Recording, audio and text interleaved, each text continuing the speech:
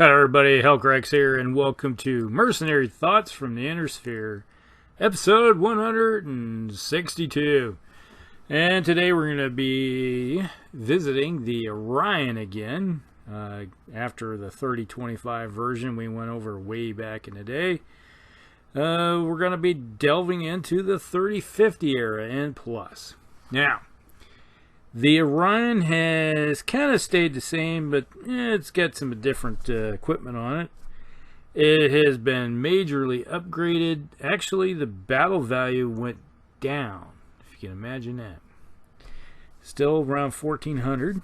It is a 460 still, but it has an XL engine. So, yeah, you know how I feel about XL engines. Don't like them so much. Really don't like them on frontline mechs. The heat sinks is 11. It's one more than it had before, but they're double, so there's a plus. So instead of dissipating 10, because the old 3025 version of the Accession War was a very hot mech. It always was cooking most of the time, but now it has double, so it has the capability of dissipating a lot of heat. Up to 22. The armor factor is 224, which is about 7 less than what we had before, which isn't all that great of a difference. Before it was maxed out at 231, so it's like a half-ton short. And I can understand where they had to find a half-ton someplace, because we're going to get to that. It has, for weapons, an LBX-10. I do like the LBX-10 with 2 tons of ammo in the right torso. Then it carries case, so we do understand where the case came from because they stripped some armor off to do it. It has an LRM-20 in the left arm. Alright. It carries around 2 tons of ammo in the left torso with case. So we got case and right and left torso. So there we go. Now with the LRM-20 we do have that's an upgrade versus the LRM-15 on the previous version.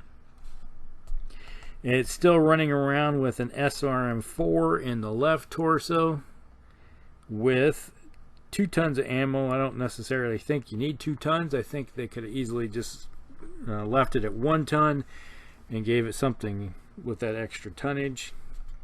It's carrying around a narc beacon in the center torso with 2 tons of ammo in the left torso.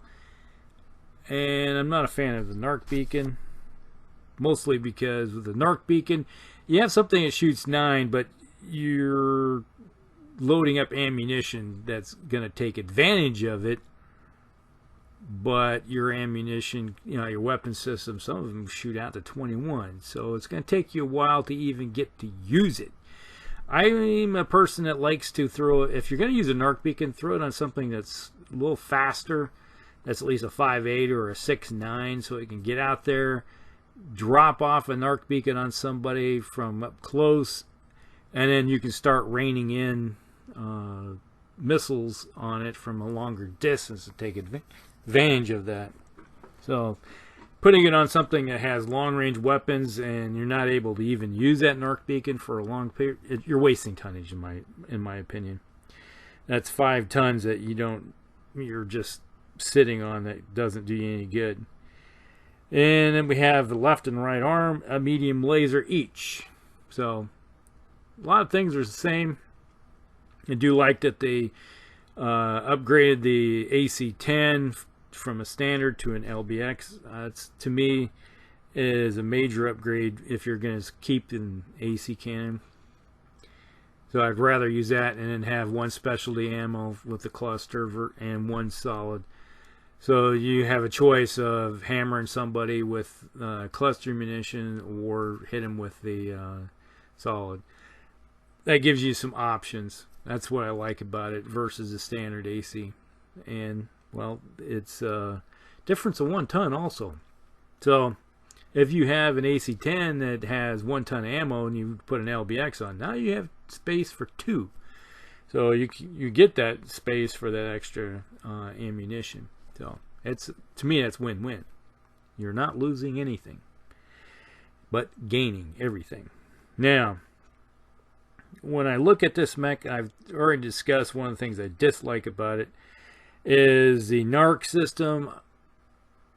To me, heck, I'd rather drop a narc off and use Artemis instead. Yeah, Artemis can be shut down with ECM, so can, you know, you're talking everything else. But at least I'd rather put an Artemis on my LRM launcher and my SRM launcher, and then still have 3 tons to play with to put someplace else. To me, I'd rather go that route. All right, that's just how I roll, I guess. That's the way I always looked at it. And having to shoot something, try to hit, and then get the benefit of it, I'd rather have it as a passive system that is attached to my weapon. So if I do hit, I get the benefit then, if there's no ECM around. So right there is part of the thing that I'd like to change with this thing. Now, overall, this mech doesn't have to worry about heat. It runs pretty cool. So you could sit out there and hammer away with everything you have and not worry about heat. You know, so it's basically oversynced at the moment by that one extra heatsink that they did toss on there. Not really necessary, I don't think. In case you get hit with Infernals, then all right, then it's handy. But you know, you're sort of wasting the tonnage on it. When I'd rather toss another medium laser on instead of another heatsink in this case.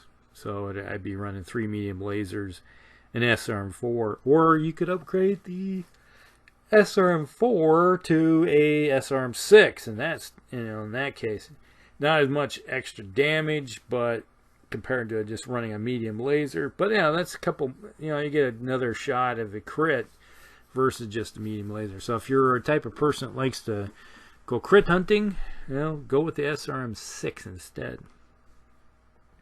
So that's kind of like, you know, keeping it within the grand scheme of how they have this thing designed. So not bad. Now, pretty much how I've run this one before in pickup games. You know, there's like, or getting handed, it's like, here's your mech. Okay, I got this one. Yay. Or going to Gen Con, etc. You know, or Origins. You know, different conventions over the years, and I've had experience with it.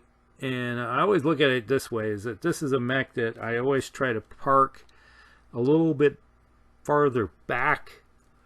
Behind the lines, you know, so you have the other mechs that are doing more of the fighting in the front. Because this thing has XL engines, I have a tendency to hide it a little bit farther back, trying to mitigate the amount of damage. Because this mech cannot become a zombie mech by any means. Because with an XL engine, all you got to do is blow a torso out, and it's done. You know, you might as well, you're taking a dirt nap. So I would prefer to sit back and hammer away with that LBX. A lot of times I'll hit with the LRM and then hit with the autocannon.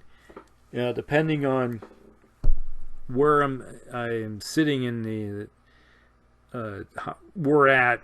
There's a lot of times it's like, all right, I'm firing cluster munitions so I can get the benefit of trying to hit better, and then I'll try to run towards the medium part of the pack or at the end of the pack, because then if there's anybody punching holes in someone's armor, then I have that cluster munition to go crit seeking with it. And then also your LRM-20 has the potential of 4 chances of critical here or there if you hit the right spot. So it's kind of a minor crit hunting with stripping some armor off. But with that 1-point shots right there, you know, that is its benefit, how I like to use this one. Now, there's a couple other versions out there that are wandering the universe in the wastelands. Not all that great either. We have the H version, which was the third known primitive prototype of this, came out in 2456. It was, I think, it's a 3, I think it's a 3.5 mover. I do believe, yeah, it's a 3.5 mover. So they slowed it down. Not really a great, you know, so they got able to put more weapon systems and stuff on. But it, you know, not great. Slow. Makes an easier target here. We're talking about the M. The MA. This one is a minor variant of the M version. Came out in 3052. Hey, here we go. The NARC missile system was removed, allowing a larger SRM-6 launcher to replace the 4-pack in both missile racks. There we go. Exactly. Replace it and put Artemis on. So you're able to upgrade to an SRM-6, put Artemis on. So right there, there's 3 tons. That leaves you a couple tons left over, and you upgrade the 2 medium lasers to pulse lasers. To me, that's not very necessary, but you know, it is considered an upgrade. So yeah, it comes out like 100 more point in battle value, but that's basically what I was talking about, just getting rid of the NARC system and putting Artemis on instead. So the MA is basically what I just talked about. Then we have the MB, Mike Bravo, second variant, came out in 3058. The LBX cannon was swapped for a light Gauss rifle with a single ton of ammunition, while the medium lasers were extended to extended range. So when you can put the extended range missile or extended range medium lasers on, so you get an extra 3 inches, that's, to me, is a good upgrade when you have the opportunity to be able to do that when the time comes when they're available. And so that's a good one. Light Gauss rifle, yeah, that's sort of a, in one way, that is sort of a good upgrade. I'm not necessarily a big fan of the light Gauss rifle, but you know, yeah, it gives you range with the cost of damage. So yeah, you're doing 2 points less damage, but you get the range with it. So there's give and take. So there's a good part of it. You can turn this into a long range sniper, but you're doing it with a lot of tonnage. So basically it costs you the same tonnage as a AC-10, 2 less points damage, but you're gaining a lot of range, 10 with a 10 more axes. So give and take. You know, your mileage may vary. So if you like throwing that much tonnage into, so basically minimum of 13 tons to get 8 points of damage, and when you can probably run a ER large to get that kind of damage, not quite the range, but then not have to worry about exploding either. So there's that. Where are we at? Okay. The MC, the Mike Charlie, third variant, it came out in 3058, removed both missile racks, the NARC launcher, to make room for medium range missiles, MRMs. So the MRM-20 is a MRM-30, and then so you basically you're gaining some big racks on this thing, so you're getting some range with it. But you know, you get with things that come with it. But it did add a C3 slave unit to it, so you know, for the Draconians combined. And that kind of makes sense in a way, is that then you got a system that can sit back at longer distances and use the C3 system to rain fire down on somebody. And you know, it costs you only an extra 100, less than 100 battle value to get this thing on the board. So, you know, that's not a bad deal. You know, you get some advantages of that. All right, let's see here. And what was the range? Forget what the MRM range is. Not that great. Yeah, it's like base large laser, or the AC-10 range when in the grand scheme of things. Alright, so we have the Mike Delta version, another one that came out in 3062, simple swap the LBX cannon exchange for rotary, rack 5 for about 200 more battle value.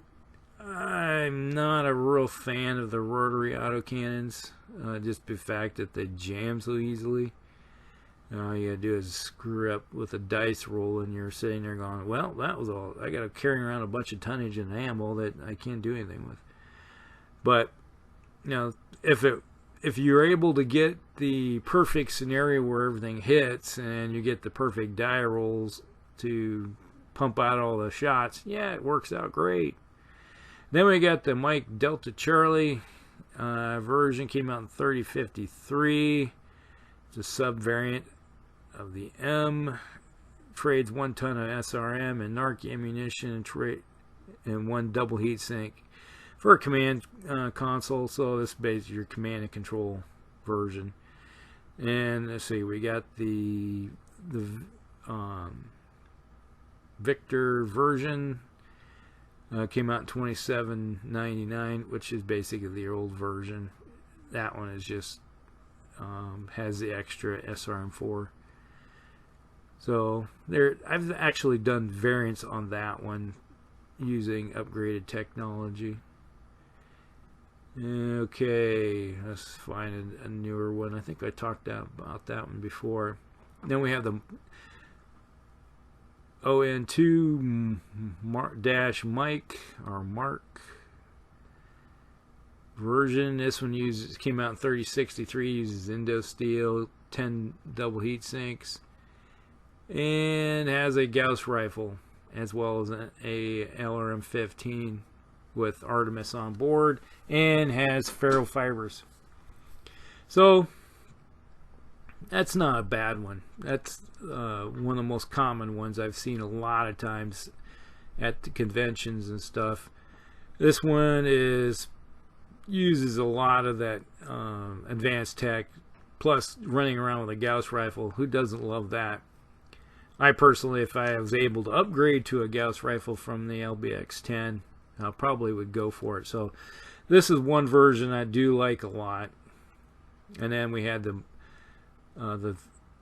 ON3 version.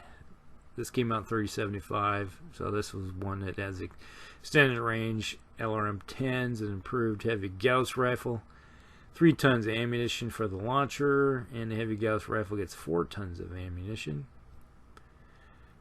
And that's a lot of ammo, but you know they don't do don't have a lot of loads to go with it, so there you go. And then it has the medium laser in each arm, so those are upgraded, but it still has the XL engine, standard XL engine. But this is one that you got to get a little closer to use it, and you have a tendency to get killed pretty quickly. Then we have the 3M version. This came out in 3083. And this one has the extended LRM-15s with 4 tons of ammo, ER medium lasers. Has the Grand Slam Gauss rifle, okay, with 2 tons of ammo. And Case 2 with tag for calling in artillery. Artillery, if you got the extra tonnage, tag is always something nice, especially if you run artillery in a lot of your campaigns. And we run campaigns with lots of artillery, so tag is pretty prevalent with all of our stuff. And then we got the Orion C, the Wolf Empire. Replaces the armor with ferrolaminar armor. And you have these weaponry streaks, LRMs, and ER pulse lasers. There you go. So that is pretty much it when it comes to it. Now, I've played with multiple versions. The most common one, like I said, is the one where was it the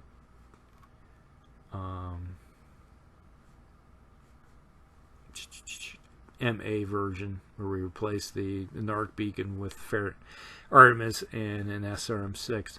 That's pretty much the one that I usually, if I'm going to change anything on it, there's two versions I like to run. Now, if you just have the base 3025 Tech version and you want to do some upgrades on it, you can upgrade the AC to a LBX. That's your standard fare. Then you have access to assortment of other goodies, but